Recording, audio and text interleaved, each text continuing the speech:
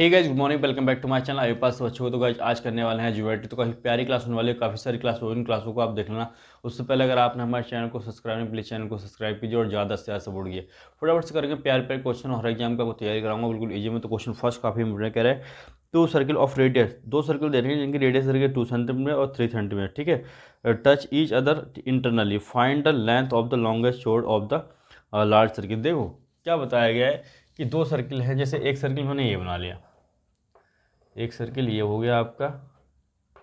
दूसरे सर्किल की बात करें तो एक सर्किल आपका ये बन जाएगा कुछ इस तरह से, ऐसे ऐसे बना दो।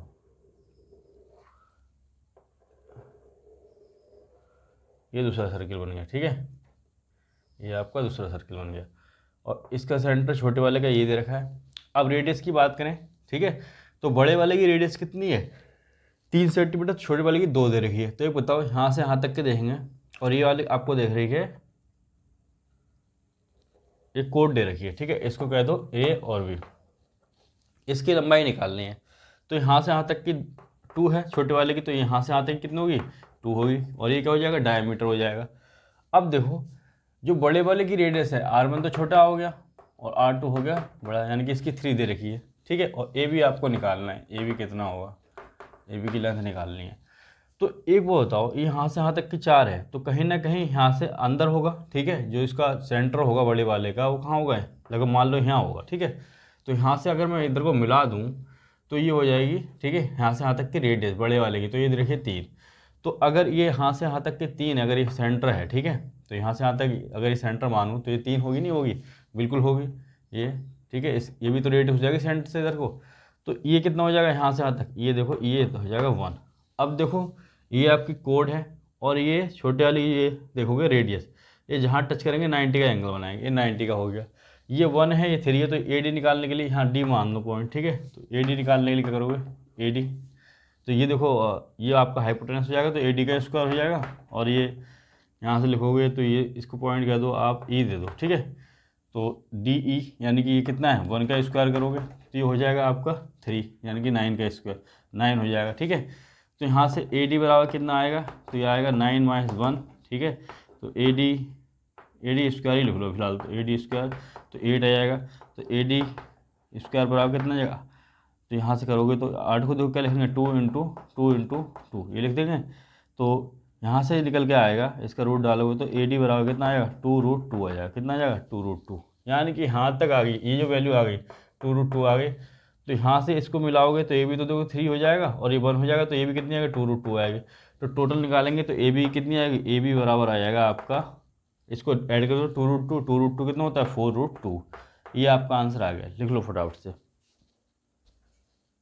एक नेक्स्ट क्वेश्चन करते हैं। क्वेश्चन दे रखा है आपको कुछ इस तरह से दे रखा है कि दो सर्किल हैं, जैसे एक सर्किल आपने ये बना दिया,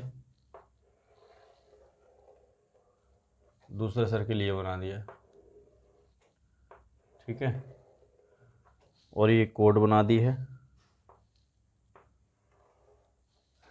ये है आपका पॉइंट, सेंटर है ओ, ठीक है, और यहाँ से यहाँ परपेंडिकुलर डाला गया है और ये ए है, ठीक है, ये वी है और इस पॉइंट को अगर मिलाएंगे, ठीक है, तो इसको सी और ओ क्या कह दिया है, सी और डी कह दिया है, ठीक है।